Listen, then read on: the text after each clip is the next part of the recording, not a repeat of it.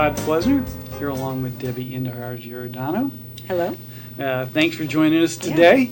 We're here on Channel 26, where you've tuned in. It's either Monday, Wednesday, Friday evening at 5 o'clock, I believe, and Saturday and Sunday mornings we show as well. So thanks for checking us out.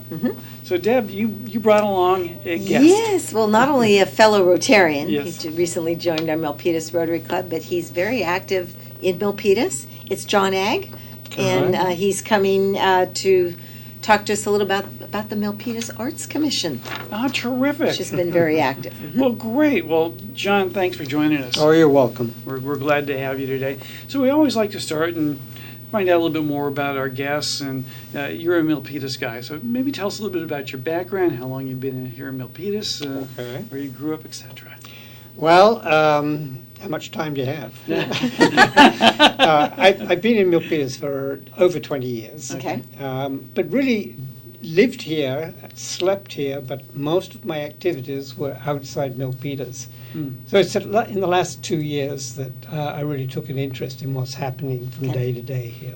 Probably about the same time as I joined the Rotary. I was going to say, that's when we snagged you in Rotary. Exactly. I was born in Britain, West Country, in the Cotswolds, and we moved as a family to Kent in Sussex, and that's where I grew up. I was schooled privately, and after college, I took the exams and became a chartered accountant, which is the same as a certified public Okay. accountant over here, and was offered a job after practicing for about 3 years with another larger firm in the City of London.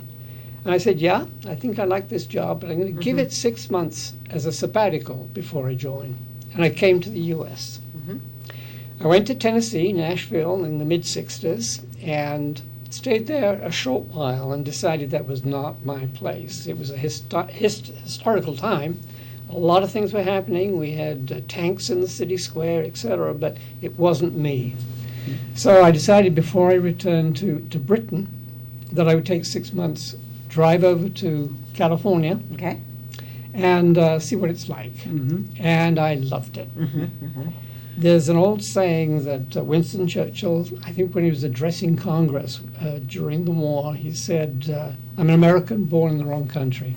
And that's how I felt when I came to California. Since then, I've had a series of jobs or responsibilities in high tech. I've moved from a controllership in one company all the way to senior vice president in another. Challenges have always been one of the things I enjoy. And so we spun off several divisions at various times. The last one was a division of Cirrus Logic, which we retained all the engineering staff, completed some engineering, sold it to Intel, and at that point I said, it's time for me to make a change. And my second love, other than finance, is art. And so I purchased down in Los Gatos a small gallery, and from there I acquired 4 more, all the way up the peninsula, and had a ball, absolutely enjoyed myself. Got to know an awful lot of artists, and we did very well until the economy turned around a few years ago. And at that point, the operations were too much for me to handle, in addition to a market that was shrinking. Sure. So I closed all but one, and the gallery in Los Gatos is the one that I retained. And I'll tell you a little bit more about that in a minute. Okay. So I don't know where you want to go from there. No, I think that kind of brings us. So I'm going to dive right into there. Go ahead. So they had some other things here, but I think we'll bypass that. Tell us a little bit more about the store in Los Gatos. You said you've owned that how long, and what kind of artwork do you sell? Okay. We've had it for 22 years, and it was the last gallery that I acquired. It was actually a going concern. It was an interior accessory, fabrics, drapery store. What I liked about it was that it was a casualty. That particular building was a casualty of the Los Gatos earthquake, and was rebuilt. And it was rebuilt as a 2-story building, but they did not get planning permission for the 2nd floor. So as you walk into the gallery, it is actually 2 stories high. It's really a fascinating structure. It also has a patio behind it. So I fell in love with it, and I told my wife, this is where we're going to dig in our heels, and we're going to have a great gallery. My wife said, well, what are you going to do with the existing business? And she said, I'll stay with you, I'll work with you, we'll liquidate the inventory, and we'll bring it in as a full-fledged gallery. She did that for about 4 months and decided, you know, I like selling fabrics and interior accessories. So we kept it that way, and it has actually turned out to be a wonderful decision. So that sounds like it's a unique sort of operation It then, is in terms indeed. of, you think most art galleries are strictly an art gallery, but Yes. you've got then a retail component as well. Yes, Which makes you Yeah, different. which Yeah. makes us different. Okay, well, that answers that. Let's jump right into the Arts Commission. Okay. You've already really described all that other stuff up there, but this is, I think, really important to the folks in Milpitas. Okay. Tell us about your work on the Arts Commission. Well, it's an exciting time to be part of the commission. As the city grows and the changes are occurring quite dynamically, so the demands on the commission have increased. A few years ago, the commission actually was contracting in size because of the limits on the economy and so on. And so a lot of things that we used to do as the commission began to be depleted or cut back. So right now, we've got a commission that has an opportunity to take advantage of the public financing, okay, and the developers, and we have a significant amount of money that is now falling into our coffers. We're working on at least 2 parks where we are out bidding for sculptures for addition to the parks. And more importantly, what I wanted to do, and this is my dream, is to find a way to draw the huge diverse population that we have in the city into and involved in what is happening from a culture and an art standpoint. So I'm not just talking about fine art, I'm not talking about just the visual arts, I'm talking about dance, performance, drama, poetry, and so on. Okay. In addition to that, and most important to me, is that we're trying to draw the community in, and that starts with the high school. So the council supported us, and we've added now 2 additional commissioners, non-voting commissioners, who are students from the high Excellent, schools. excellent. Milpitas High and also Cal Hills. Well, that's interesting because when I think of Arts Commission and public involvement of that, I think about tangible products, right, as opposed to some of the other performing arts and those sort of things. So that's, I think, interesting to folks here in town that you guys are much more diverse than that. Well, let's talk about some of the ideas and some of the things that you're as a commission are looking to implement now. What are some of the things that folks might be seeing in the future here in terms I was of going to say arts? in the future, because Well, a lot. you mean the 2 parks? Yeah, That'll the 2 be parks, visible. that will be How visible. about sidewalks, crosswalks? All of those are being considered. Now, the sidewalks and the crosswalks and so on, and possibly even the playgrounds, the financing for that will probably come from private sources. And so even though we have the ideas and suggestions, we're still in the canvassing stage. But we do have a team of commissioners, 3 of the commissioners who are specifically working on that project. So John, like Yeah. murals on sides of buildings, is that something where the person that owns that building does it? Or how does the city get involved with that? Both. Both? Wow. Yeah. There are individuals, one in particular that I'm familiar with that just recently surfaced, that would like to put a mural on both sides of their building. And it happens to be in Midtown, so I think that would be very appropriate. That would probably be privately funded. But it need to be approved by your commission. It would still have So to be that's approved by our that's the commission. key. Right, Okay, right. great. Well, now, what about other buildings? As folks have new developments in town, is there a requirement for inclusion? Yes, there is. 0.5% of all development funds, developers' funds, actually is either offered to the city into the public art fund, Okay. or they can spend the same amount themselves personally. And there is actually one developer who has recently presented a wonderful piece of sculpture, which I'm not allowed to talk about right now, but very close to the BART station, Okay. visible there, that would actually light up during the night and would be Wow. just quite something Oh, to see. wouldn't that be So- something for Yeah. Melbourne? I picked up the Great Mall on your short list. Uh, What's going on there? We're still talking with. Still talking with them. Yes, Okay. yes. Okay. That possibly could be an opportunity for some kind of festivities, maybe performance or so on, Oh. something like that. So we're still talking. Or something like that. We're Okay. still talking. Okay. Yeah. Awesome. So let's talk about some of your other involvement in the community. You're involved with the Rotary Club as well. Mhm. Why do you think that that's important for you, and why is it important for our community for folks to be involved? Well, you see now. Actually, I was an active member of the Morning Rotary in Los Gatos for several years, and they had probably two very interesting charitable projects. One was the plein air competition in Los Gatos, which became a national event every year. And also, they were very active with the food pantry in Los Gatos, and both of those, to me, are interesting things. But I was drawn into the local Rotarian through actually the vice chair of the commission, the Art Commission, who suggested that I might consider it. There are a lot of reasons why it would be good to be part of the Rotarians. I guess the most important thing is you get to meet all of the city leaders, all the community leaders, and you also have an opportunity to do an awful lot of charitable things too. So you believe in the Rotary, Sure obviously. do. If you I come sure in. do. Yeah, that's great. Well, we're really glad to have you there.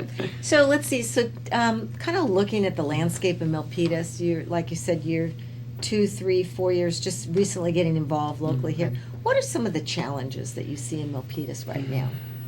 Well, I think the quick answer to that is that we are a fast-growing city. A small, diverse population, extremely diverse population. But we have the challenges of fast growth, of heavy traffic, not all of which is actually really coming to the city, but through the city. Through the city. Which is a real challenge. Exactly. And so, and I was listening last night to some discussion on shuttles from BART when it opens and how they're going to address that. And I think those are challenges, but you know what? That's the beauty of California and the Bay Area. We'll find an answer. I agree. Thank you. I agree. Oh, good. Well, let's talk about, you've been involved, and what are some of the things that you get back personally from that? Well, going back to my childhood, I loved art. And even though I was in boarding school, I think my favorite teacher was actually our art teacher. She actually gave me an opportunity to really understand oil painting and watercolor and so on. And so, So cool. at 13, I actually got 2 significant awards to the Royal Art Gallery and had some pieces shown there. I never really followed up on that, but I still sketch. And during my business career, I traveled all over the world and sketched almost everywhere that I went. So what I get from here is an excitement and enjoyment of meeting other artists who are like me. Maybe it's a second choice or it's something they're doing as they retired, bringing their artwork and wanting to show it in Milpitas. And so I get to meet them. I get to meet a lot of very friendly people, and if I may, this is a short version of a long story. I walk my dogs in Lake Elizabeth in Fremont quite often, and I always notice that when I say good morning or hello, nobody says hi. They never return my greetings. Do the same thing in Milpitas, and everybody is friendly. It's really a very friendly city. It is a friendly city, yeah. Yeah. Well, that's great, and I'm glad you brought all your background and love for art right into our city and on the Arts Commission. So, crystal ball, what's in the future for John? Well, I think in the future for me, as far as the commission is concerned, which is really where my main focus right now, is that I would like to see a venue. I would really like to see a venue. Doesn't have to be like the Center for Performing Arts, but something that really would give the community an opportunity to show all their cultures Agree. and skills. Yeah, that would be good. So that's one. I'm not sure that there's anything else. Living happily here is If you, great. if you could accomplish just that alone, that would be monumental, so. Well, terrific. Well, you mentioned the need, desire to have input from the community. If folks want to learn more about what's going on with the Art Commission or connect with the Art Commission, how might they do that? You can go to the city website. Okay. There's a terrible photograph of me as the chair of the Arts Commission actually on our website there. There's a phone number, and I'm always accessible. And you'll see me at Pete's Coffee, if nowhere else. So, Terrific.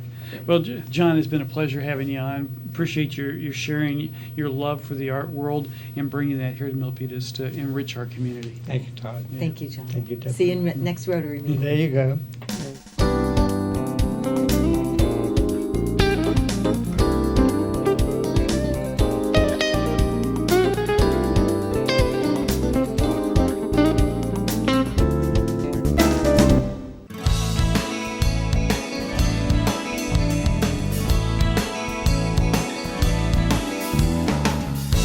Hello, everyone. Welcome back to Valley Homes on TV. I'm with Todd Flesner, Debbie and DeHart Giordano, and we're going to do a little market wrap-up. Like we like to talk about what's going on with the real estate industry, the mortgage industry, and kind of the local economy, too. Yeah, So- always something interesting happening. We've had a lot going on in the news. The stock market's still a little roller coaster, but Stock's a roller coaster, and folks always want to know what's going on with the real estate market. It's always a hot topic. Hot And- topic. and so Yes. real quick. So I got to read you Yes. some headlines. San That's- Jose Mercury that's News. what I was gonna ask you about.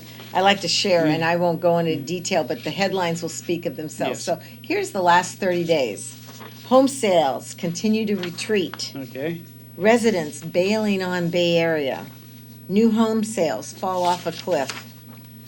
Housing market cooler, but still hot. Okay. And you said you put 3 deals in this week. This so week, yes. Bay Area employment on a roll, so we know we got lots of people still coming into the valley.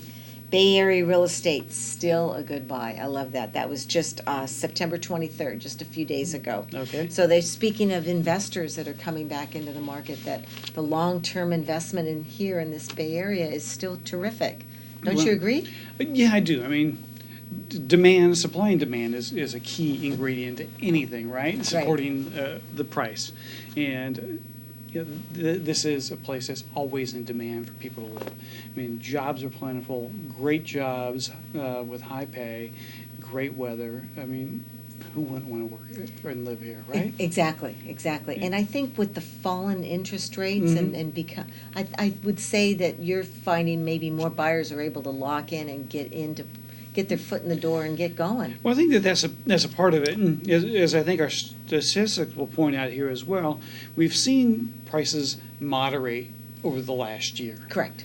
And so, there's still, for the right properties, for hot properties, there's still competition for them, but it's not the white hot market that we had a year ago. A Correct. little bit more balanced. Correct, yeah. And so for a lot of folks, they feel like it's a great opportunity for them to be able to get in now. And that's what I'm Absolutely. seeing. Okay.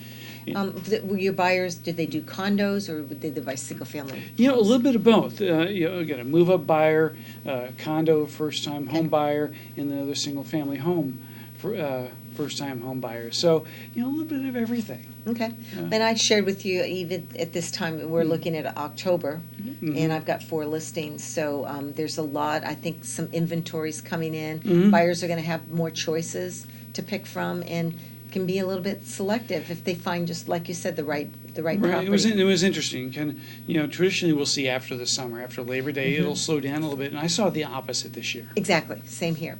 Okay. Okay, how about pricing? You want Yeah, to let's- share with yeah, you? let's So take I a look at just the have trends. August. Obviously, I don't have September pricing, but we're looking August 2018, a year ago. Average single-family detached home in Milpitas, $1,199,000. And last month in August 2019, it's 1,129,000. So not too far off the mark. Okay. Condo in 2018 was 956,000, and that has now dropped to 849,000. Okay. So, and again, I think because we're higher on the supply side Mm-hmm. in Milpitas. We've Yes. built a lot of condos. There's more condo market for buyers to pick from, but Right. not the single-family detached home. We're not building any more of those anymore. So if you Right. own a single-family home, you have a little piece of gold in this valley. No, I think you're right. I mean, and folks can tell that just driving around when you look at, construction sites and what's being built, right? It's, it's it's not, it's attached homes, either condos or townhome style. And you know what, Todd? BART's going to be coming in real soon. They said within the next month, I think, November. Okay. So if that's still on track, I'd love to see how that's going to affect Milpitas home values, and I think it's going to be a positive. One would think that that's the case. Mhm.